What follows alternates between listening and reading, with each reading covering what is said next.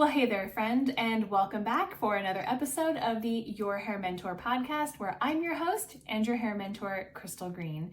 And I invite you to come take a listen to the top leaders and thinkers and experts and innovators in the beauty industry as they share their stories of triumph and struggles and success in creating their businesses behind the chair. I hope you enjoy these episodes just as much as I did recording them. See you on the inside, friends. Thank you so much for being here. I'm so excited to talk to you. Thanks.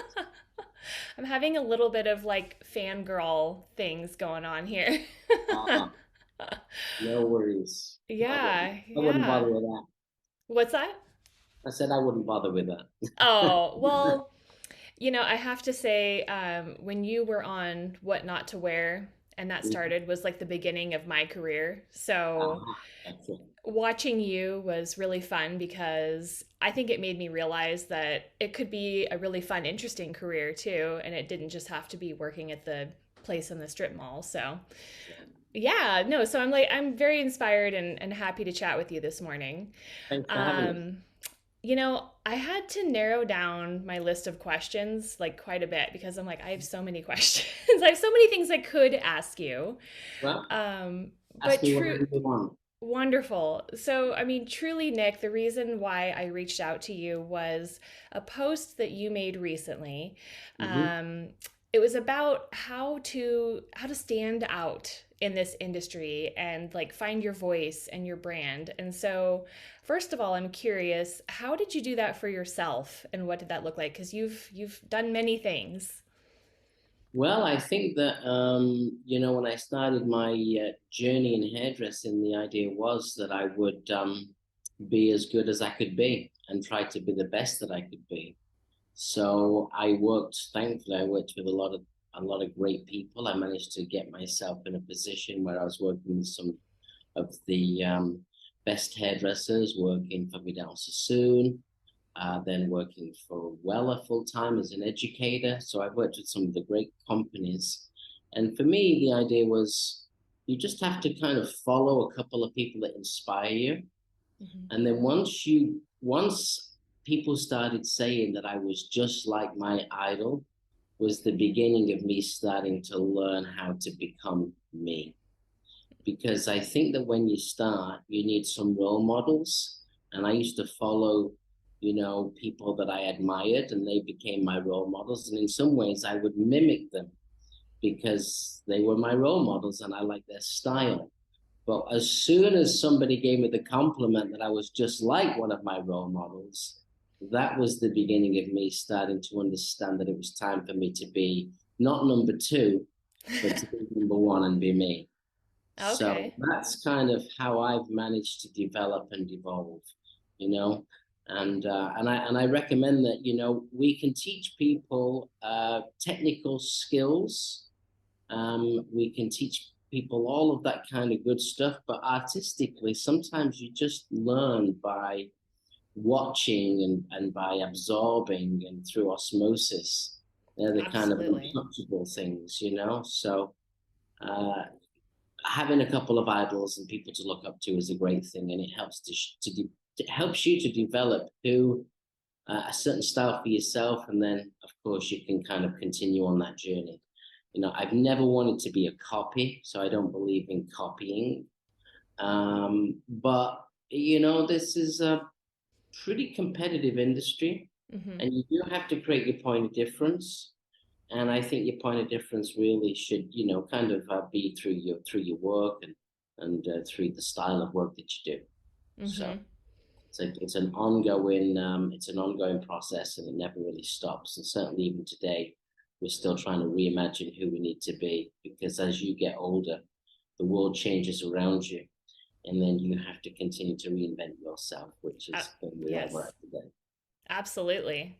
Yeah, and I think maybe these days it's easier to find people that are like your idols that you can follow because of things like social media, which really was not existent when I started my career. I know it wasn't when you started yours as well. Mhm. I think that's why I feel so attracted to you and what you're doing, because for me, seeing a hairdresser on television doing the type of hair that I liked which you kind of do this like lived in, which I hate that word these days, but lived in, disheveled, kind of like undone Hmm. type of hair. It looks very natural. That was so attractive to me because I really did not enjoy precision hair cutting. I'm kind of more of a just like get in and feel it and touch it and move it. And that's the type of hair you did. And I saw that and was like, oh, wait a minute, this is something. I kind of like that. So I love that idea of following idols. I wouldn't even have said that I did that so much without you saying that. I'm like, oh, duh, no. Like I religiously watched what not to wear, not to see the outfits, but to see the hair and the Yeah. makeup too. Like Carmen D's great, and that was fun. But I was more interested in seeing what you did with people's hair. So it's so fun. I completely agree with you. Uh, who One of the is best things, I think one of the best things about the show, just to digress, was the fact that not only did you get to see the hair being done, but you got to see the hair when the person did it themselves. yes, And that is one thing that we don't get to see. We never right, get to see our client the following day, right. but I think being able to see your client the following day or a week later when she was at the reveal or he was revealing his look to his friends, you could really see you whether you actually did a good job or not, because you don't really know if you've done a good job until you go back and look at it in real life. And in reference to the kind of style of work that I do, my work is it's kind of precision based because I came from that kind of that organization, Vidal Sassoon, which is precision based cutting. But I think a lot of the times, precision based haircutting can be very unflattering because it's more about the haircut than it is about the person. So by managing to kind of use a razor and keep your work a little bit looser, you kind of get that precision, which gives you the structure of the haircut, but then uh, the razor gives you that little bit more of that softer, a little bit more casual. So Yes. you get the structure, but you get the kind of easy breezy type of styling, which is what I really Yes. Absolutely. I've always enjoyed razor hair cutting. Although I use a guarded razor, which I know is kind of like love. There's nothing wrong with a guarded razor, I think it's just the level of comfort. And I Mhm. think that the most comfortable thing at the beginning is to use a razor with a guard. The only difference with the razor and a guard and a razor without the guard is the razor without the guard is more precise because the, the, the hair hits the blade first. A guarded razor, the hair hits the guard first and then it slides onto the blade. So, you're splitting atoms at this point. It's not that different. But for me personally, to be able to have a straight blade is much crisper and sharper than a razor with a guard. But whenever I Mhm. teach class, I always say, let's start with your guard on, and then we'll work to get that guard off because you need to have that comfort level. Yeah, absolutely. I felt like I was wielding a samurai sword when I had an Uh-huh. unguarded razor. I was like, this is dangerous. I caught at some point when I was doing a little bit of reading on you before we did this that you worked for Bumble and Bumble for a while as well. I was for a short period of time a network educator for Bumble and had the opportunity to come to New York to the House of Bumble to do a razor cutting class. Okay. Did you have a hand in that being part of their like core training? When I came to America in 1994, the owner of the company had offered me a job, and it was Bumble that brought me to America. When I came to America, Bumble did not do any education. Bumble had just launched their hair care products in the spring of 94. And, one of the things that I suppose they'd hoped that I would help them with would be education. And they definitely had a desire to get the product into other hairdressers' hands. So I had a very important role in helping to develop the first educational classes for outside hairdressers. And the structure of that then enabled Bumble to kind of grow its wings, as it were, Mm-hmm. because they already had a strong reputation. And Bumble was already known for being a razor cutting company. When I came to America, the one thing that Bumble didn't do is it didn't open its doors to outside hairdressers. So one of the things that we did, and I was a part of that, is opening the opening the doors to having hairdressers come in for outside education. We felt that that would be the right way to get people into the space, and therefore once they're in the space, then they'll touch the product. Yeah. And once they touch the product, they'll take the product back to the salons with them. And that is exactly what happened. And you were also at a time in the mid 90s where there wasn't so many new brands coming out. Whereas in today's universe, everyone's bringing out something new, and they have been for years and years and years. So I think it was a sweet spot for Bumble. I helped to develop their educational program. As we were starting to work on that, I did realize that, you know what, the Bumble dream was not my dream. It was somebody else's dream, and I was just a piece of it. So I worked for Bumble for 3 years and then kind of moved on to my next venture, you know. Yeah. And, So and Bumble was a company that I looked for inspiration since I was a teenager. So, you know, it's kind of like a great dream come true for me to move to America and to work for Bumble. But it was also, you know, a realization that was like, hey, you know what? We got to start forging our own path. And when I left Bumble, it was all about trying to forge my own way through the industry. And I was in my early 30s then. So I'd already been doing hair for 15 years. So it was time. nice. Yeah, so tell me more about that. What did you do after Bumble? Well, Give me a I breakdown. was working for Bumble. I was in charge of their education. Like I'd said to you, I didn't feel like the future was going to be there for me, even though they said that there was going to be a strong future, but it wasn't the future that I was looking for. So I broke away with a fellow hairdresser from Bumble, and we opened up our first salon together. It was a partnership salon with me and him were the hairdressers, and then we had a financial partner. Shortly into that journey, realized for me that again that even though I was excited to have my own business, I knew that I wasn't in control of my own destiny because we had you know, partners, and the financial partner and myself, we didn't really see eye to eye on the vision and the future of the company. So while we worked together for 4 years, it was a question of really just working through till I got to the next step or the Mm-hmm. next door. And the next door was breaking free from that company to open up Arrojo. And when I did that, again, I didn't really have any financial prowess. I didn't have that much money, but I definitely did have a lot of experience and tenacity and knowledge, and you know, kind of managed to navigate my future from not really from a financial standpoint, managing to be able to develop and evolve. If you work hard, you make money. If you work hard every day and you don't spend it, you make more money. Slowly but surely, you invest it in yourself, and you can continue to hopefully grow. Yeah. We started Arrojo in 2001, and you know, we've been in business for what, 21 years now.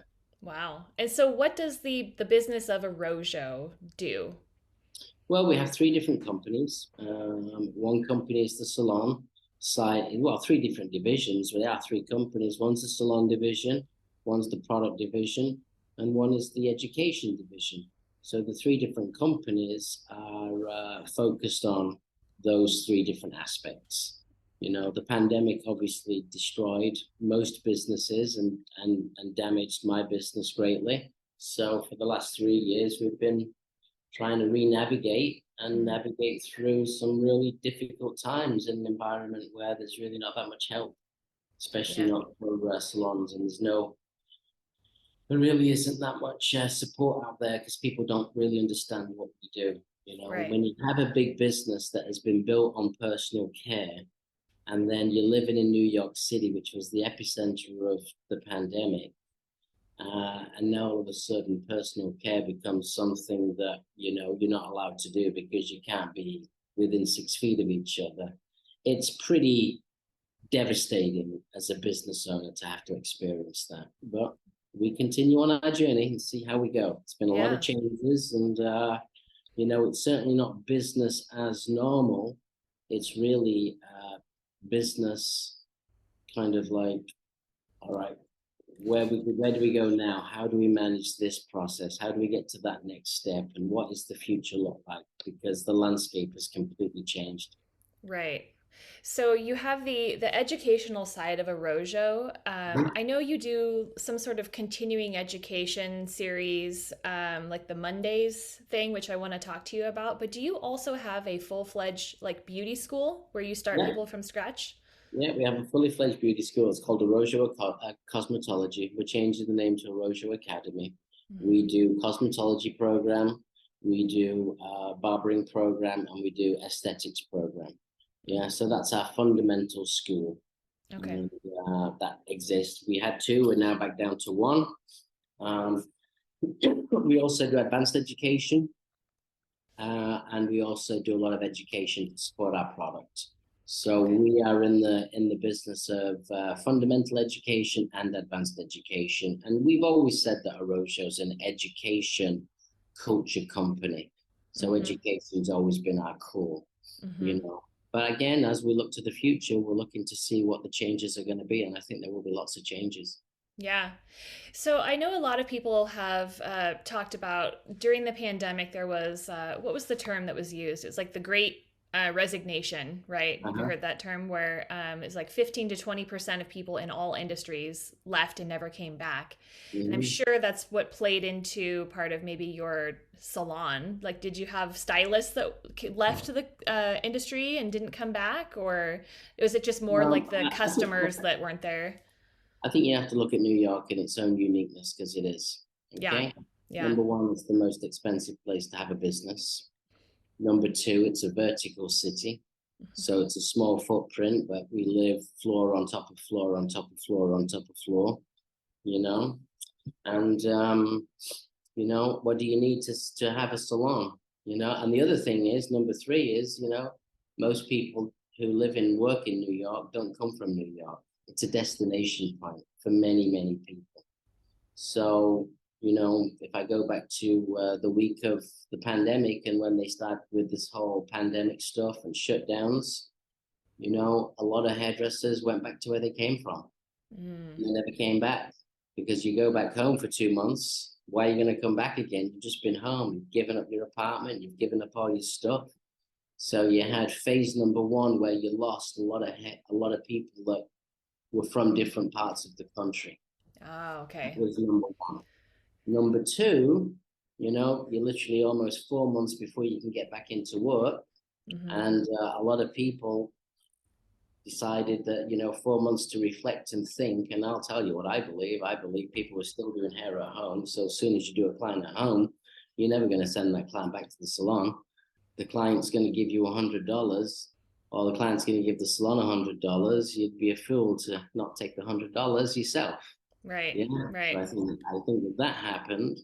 Also, people, collectively connecting together, knowing that maybe it was their chance.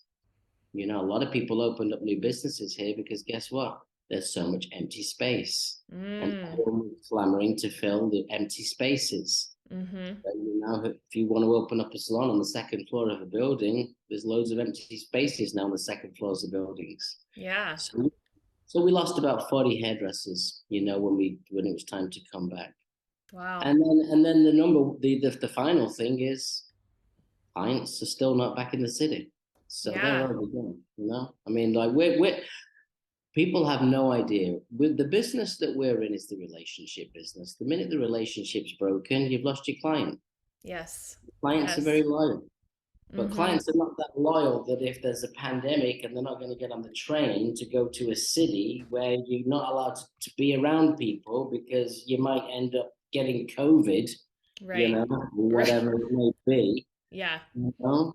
So unfortunately, it Yeah. was devastating, Wow. and even today, I mean, like, people, there's less than 50% people coming into work, and those people of the 50% that are coming into work, they're only coming in 2 days a week.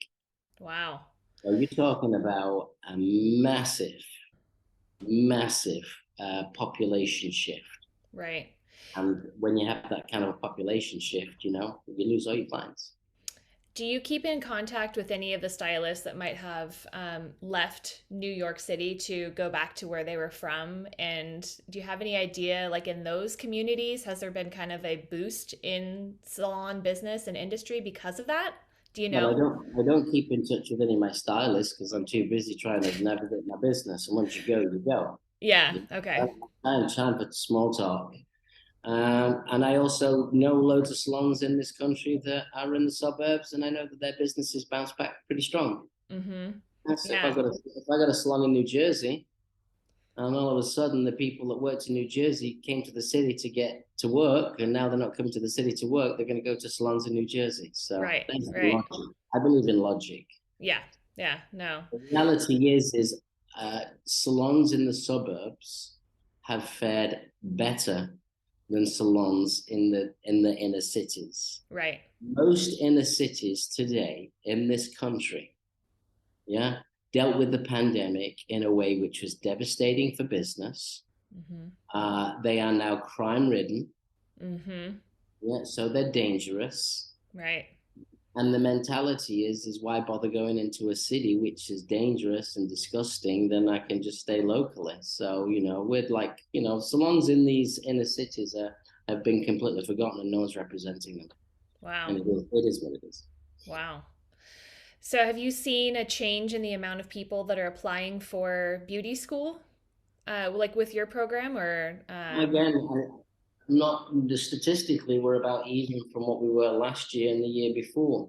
mm, The school business is a very different business. mm-hmm. You also have to understand too that having a school in Soho, the square footage is more expensive. Your rent's more expensive. Your cost of living for your students more expensive. We've had students start, and then because they have to travel on the subway, they don't want to travel on the subway, so then they quit.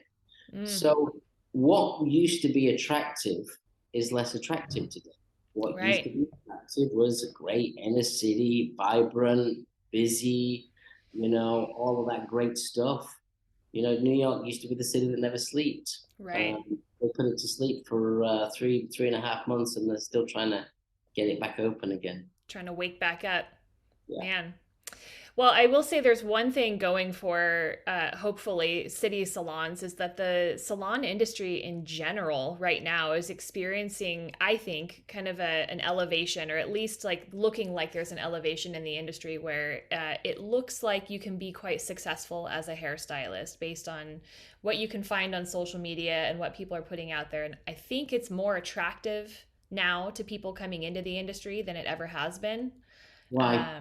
Maybe Why? it's a facade, but I know there's a lot of young people that it used to be kind of this like, oh, cute, you're a hairstylist, good for you. And now it's like, oh, well, that's cool. That's interesting. I hear you can make a good living making a hairstylist. Mm-hmm. So maybe that'll help kind of boost people to kind of come back into I don't an think it's going to area. be. I don't think No. it's city. No, I Well, really don't. Unfortunately, I think that yeah. that's the reality. You know, yeah, social media. Do you believe everything on social media? Those people that are doing so much social media stuff, why have they got so much time? Right. Yeah. Yeah. Truly. Why have they got so much time? Right. You have 1 million followers, Right. and you're still promoting content all day, every day. Right. Where's your business? That is such a good point, Nick. Because it's easy to get lost in, even for myself. Like I'm doing this podcast and I've got some online courses, and to me, sometimes I find someone, they've got 500,000 followers, and it's like, oh, that's a kind of a big deal. And then you go to your page and you've got 60,000, which is not nothing, but in terms of like popularity on social media, you wouldn't bat an eye at that as like a huge deal. But I know that you do great things and that you're very successful. So it's not a real reflection of success in the industry, right? So Well, I as I almost, said at the very beginning of this whole social media stuff, and I understand it, eyeballs are eyeballs, but whose balls are they? What yeah, eyeballs are looking at this stuff? And yeah, I've seen a lot of successful people on this. It's no discredit to them, but if you build your profile on social media, you build in your viewable eyeballs, and that can be a great thing. but perception can be so much more than the reality. Mm-hmm. Oh, if I've got 1 million followers, it means that every class I do, I'm going to be sell out every class because I'm so popular. Yeah. I've seen that not to be true. Mm-hmm. While I think social media is a massive tool and something that we have to utilize and we use and we have to do all of that great stuff, it's changing so fast. Mm-hmm. I And in agree. some ways, it's not good. Yeah. Yeah, because in some ways, it's like, are we really focusing now on talent, or are we focusing on things that intrigue you? Right. And if you click on social media today, the caliber and the quality of the videos on the reels are spectacular, spectacular. Yeah. That someone like you and me, we can't create Right. unless we say, I'm gonna, yeah, either hire somebody or I become a very incredible visual creative, which means that all I'm doing is doing that content. Yeah, Yes. but that Yes. content doesn't necessarily pay the bills. Right. So I don't know that you can say that the more followers you have, you shouldn't be reflective of how successful you are. Right. Right. Younger hairdressers focused on that because that's where their opportunity was. Right. Yeah. Imagine that your career is a conveyor belt and it's one hell of a long conveyor belt, you know? Mm-hmm. It all depends on where you are at the conveyor belt and where you get on, and you'll have your moments of exposure and you'll have your moments where you have to reinvent because, the best song in the world, you play it enough times, you won't want to play it again. Yeah. Yeah. Another great song. Yep. Yep. Another great song. And I think that when it comes to careers, that's what we've got to look at. I think that social media in some ways has devalued some people's careers because the Yes. landscape changed so much. Absolutely.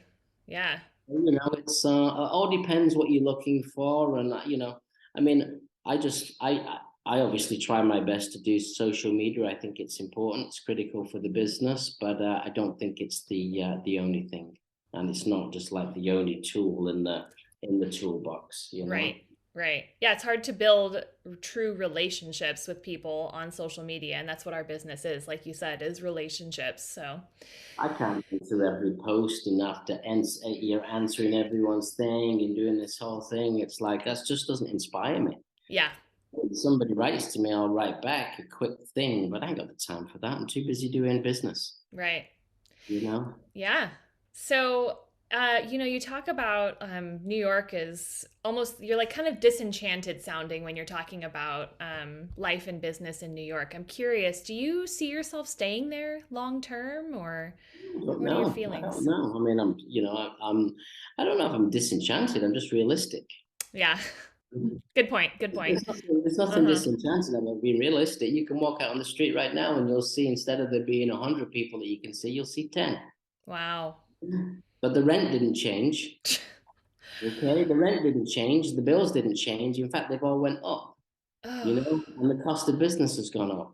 So it's the reality. yeah. Yeah. And you want to go and have a look and see how many famous hairdressers in New York City have gone out of business. Mm-hmm. Yeah, go and check it out. You'll see how many have gone out of business Mm-hmm. because it's impossible to, we're in a low profit business. Right. Right. Okay, you don't make a lot of money. Is that your studio? You have a studio Yeah. there. Yeah. You're controlling your own destiny. Right. Yeah, my studio's 100 times bigger than that, 1,000 times bigger than that, and Mm-hmm. my destiny is based of all the employees that work here. Mm-hmm. So it's a very different animal as you grow, develop, evolve. Yeah. And when somebody pulls the rug from beneath you, which is Mm-hmm. what happened, Mm-hmm. then you've just got to try and navigate and deal. Yeah. New York will always be New York City, which is obviously an exciting thing. And I've lived here for 28 years, and it's been a great, great journey. And yeah, you've got to keep your eyes open for the future. Mm-hmm. You keep doing the same thing, and it's not working. Plus, you have to think about what inspires you. What I want today maybe isn't what I wanted 10 years ago. And Right. what I need today maybe isn't what I needed 10 years ago. So you change in life, the Mm-hmm. landscape changes in life no matter what, and you navigate your future as best as you can. As it Mm-hmm. stands today, my future's still here in New York City. Mm-hmm. Yeah, but I don't have to die here. Yeah. You know? Yeah. And so you have a product line as well. You said that's part of the Arrojo business. Do you Yeah. well, how long have you had the product line? And then do you About feel 12 like years. that helped you kind of stay afloat during all of this? None of it really helped me stay afloat, but all of it helped me stay afloat. Okay. Okay, none Uh-huh. of it and all of it. Yeah, the fact that I have three different companies meant that I had more than just one leg to stand on. Mm-hmm. So where one maybe faltered more than another, that was good because I had other things to help support. Mm-hmm. Okay. Product, I've had it for 12 years. Again, you have a company that talks to professional salons and you sell to professional salons, and then all the salons are closed. Then guess what happens? You don't have that much business. Gotcha. So again, every salon in the country was shut for a period of time, and Mm-hmm. that damaged the business. Plus the touch point, the physical touch point, no one was traveling, so that also damaged the business. So the product is a completely separate business, and it is a fantastic business, and I really thoroughly enjoy it. I have two different lines of product: a Rojo product and American Wave, but I still feel like, obviously, we're still continuing to navigate through the challenges that happened. Right. Once you lose those relationships, salons went out of business. If a Yeah. salon went out of business, then I lost that You're relationship with that right. salon. Right. Yeah. So, that was a hit, but we're still doing well with the product. We're in business. We're still pushing forward, which is exciting. Mm-hmm. And I'm pretty proud of it, to be fair. I Yeah. feel like, we've done a phenomenal job and we'll continue to do a phenomenal job. I'm not in competition with anybody. I'm just focusing on how I can navigate forward and work through this very challenging time Mm-hmm. in all of these businesses, whether it's products, whether it's the salon industry, or whether it's the school business. Right. This is a challenging time for all business, and it's a Right. very challenging time for a business like ours Mm-hmm. because there's less density of people, there's less frequency of visit, there's Mm-hmm. less and less and less. And Mm-hmm. when you look at the challenges with hair product, hairdressers are not very good at selling hair products. They don't really care so much about that. There's always a reason why you're not successful. They usually blame it on Amazon. Amazon is kind of like a bit of an evil monster. Yeah. Yeah, Yeah. you can't. The world will not live without. Right. Okay, so it's a bit like we used to say 10 years ago, diversion, diversion, diversion. Mm-hmm. Nobody even mentions the word diversion anymore. No. Okay, it's completely redundant. So I think in today's universe, you've just got to look at trying to build your fan base and people that fall in love with your product, and you've got to you know stay focused on how you're going to do that, and whether it's selling to professional salons, independent hairdressers, some retail stores, a combination thereof, online. They're all the areas that you have to focus on, and you cannot turn down a channel, Right. because if you turn off a channel, you're limiting your chances of surviving. So you And do product sell is really, direct to consumers too? of course, I got my Okay. clients that every salon sells direct to consumers. Right. I mean, Yeah. like you don't just use like the exclusivity of the salon to then sell it to a client. You allow clients to order like from the website to What do buy you think? products? What I do mean, you I think? would guess so, right? Yeah. Yeah. Yeah. Yeah. I mean, don't close down the channel. Right. Everyone's got, people have opinions, yeah, and their opinions, everyone's got an opinion, Uh-huh. but it's like, mm, who cares? Oh, don't sell it, oh, you can't do this and you can't do that. Why not? Yeah. Yeah, Absolutely. what's one of the most successful products in the world? Coca-Cola. Yeah, you're going to every bar, you're going to get a Coke, and they might say, "Oh, we got Pepsi." Right. Right. Everyone's selling it. Yeah. So it's like, I'm not going to drink Coke because everyone's selling Coke. I Yeah. mean, at the end of the day, when you're in the product business, the idea is you've got to make raving fans as hairdressers, raving fans as consumers. And if you can do that, then you can continue on your journey with your product. Yeah. If you can't do that, you can't afford to stay in business. Yeah. And the cost of products now have doubled. So a product used to cost $2.53, it's now $6. Yeah. So the economy of scale's doubled. And, usually when things get tough, all of the smaller companies get crushed. Right. The big companies survive. Mm-hmm. And who's the biggest company in the world? L'Oreal. Yeah. Yeah, L'Oreal's the biggest company in the world. Right. And what did L'Oreal do when it was really good during the pandemic? It was great because they sold home hair color kits to I know. everybody. Right. Yeah. Right. So, and they're a professional company. Yeah. So Yeah. it's Yeah. it's just let's just move forward and not worry about what other people do. Just focus on what you do. Right. Focus on how you can create success. Yeah. My job in life is not, I'm just going to be, there's no such thing as professional hair care anymore. Right. I know it's all muddled up with it's all together. Yeah. It's hair care. Yeah. Yeah. It's hair products. Yeah. It's hair products. Yeah. Okay. Yeah. And if we really care about professional, Yeah. then all of your hairdressers want to buy Dyson blow dryers because Mm-hmm. they're retail blow dryers. Yep. But a lot of hairdressers got behind Dyson. Yeah, I did. I bought it. Yeah. There you go. I know.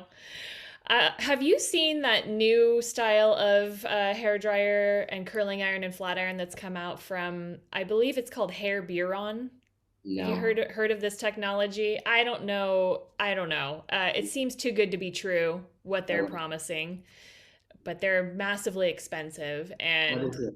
um, it's like $700 to $1,000 per tool, depending on which one you get, and they're supposed to make the hair healthier. Nice. Who knows? But Oh. I'm such a sucker. I'm like, oh, interesting. You know what I say? If it's too good to be true, I it's know. usually true. I know. But I thought that about Dyson, and then I ended up getting one. I'm like, I do like this Dyson blow dryer. Well, I'm glad Nick, you're happy. yeah. Have you considered stepping into the online education space at all? Like, does that interest you at all? Because you don't do anything online currently, right? It's all in-person education. We were like, I think that we were one of the pioneers for online education. If we go back, 15, 20 years ago, we were ahead of the curve. We had strong online presence with our subscription. We had a Really? model, yeah, in the beginning of probably from 2004, Uh-huh. 2005. So we really, we kind of was at the forefront of that, I felt, and was doing a very good job. But then, what happens is you focus on other things, and then all of a sudden, what you just did becomes a little bit old. And I'm seeing what's going out there right now, and I just feel like, and we have a digital studio that we can do online education. We do online education. We do live classes online. Mm, We have all of those things. We've really, supported that, but we've not gone into the subscription-based business model because I think the competition's too much right now. yeah. And I think you've got to have a sweet spot. And I also think that you've got to think about where you're going to be and what's going to inspire you and where do you put your energy. There's only so many hours in every day. So we have really over the last 2 years done a lot of research. We've done a lot of recording. We've done a lot of stuff for that. But, I've decided that it's not been ready to jump into that pool of online education, to be fair. Mm-hmm. Mm-hmm. You know, I feel like chase you it. would be so Yeah. charismatic to watch in classes. I feel like, I understand that, but you can chase it to the bottom. Yeah. yeah. Yeah. What do I mean by chasing it to the bottom? All of a sudden you're like, say it's $30 a month, and you sign up, it's $15 a month, and you know, how many catalogs are out there? You've got the behind the chair catalog, they've got loads, they're kind of controlling that domain. It's different hairdressers, they've got that, which is good. Mm-hmm. But I don't want to be bothered competing in that arena. Plus, it's not like I don't want to do everything. Yeah. You know, you don't have the time to do everything. So I've learned over the years it's better to try to just focus in on what you want to focus in on, and then Mm-hmm. Yeah. and that's where we're at. And it's not that far away from us.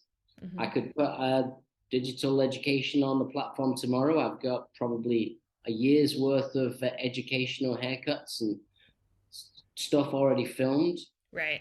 And we did some very exciting classes online, which we continue to do. But You know, one of the biggest problems is we're giving all the education away for free. That's one of the biggest You challenges. mean other people are giving it away for free online We're or? all giving it away for free online. Yeah. Wouldn't Yeah. value our skill. Yeah. And I understand it's good to give, and I've been a proponent of that, but I also think it's important that we don't just give away everything. Right. Yeah, Yeah, I agree. I'm to pay the bills. Yeah. While I'm doing all this stuff, giving it all away, I'm not making any money.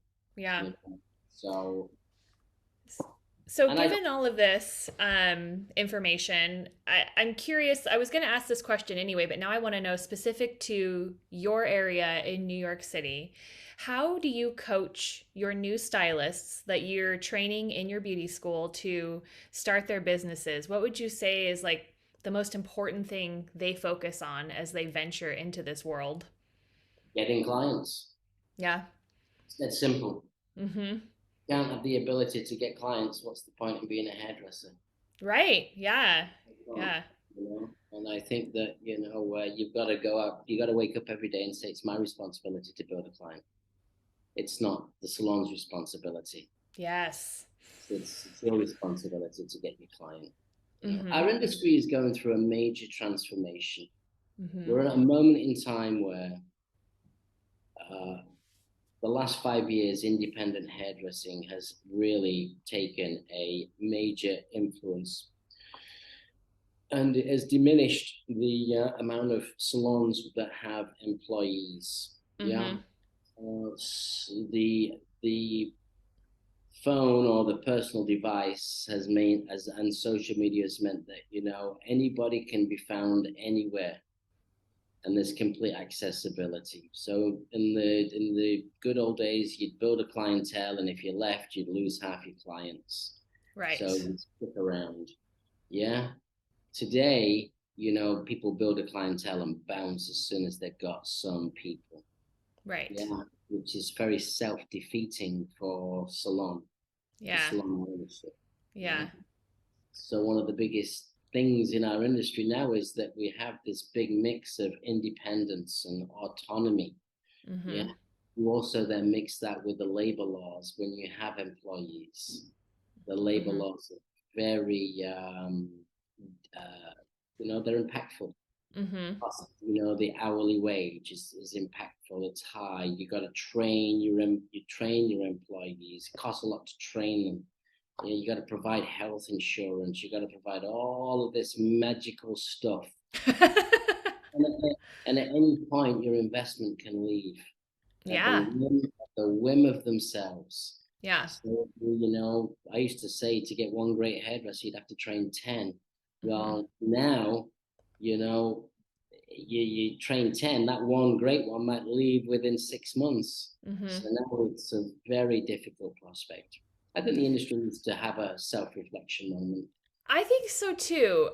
I don't know that this trend is going to stay because yeah, okay, it's great to go out on your own and be your own boss, but not everyone is cut out to be their own boss. They might be really creative and wonderful, but they might miss the leadership and Nah, I no? disagree. You No, don't I think disagree. so?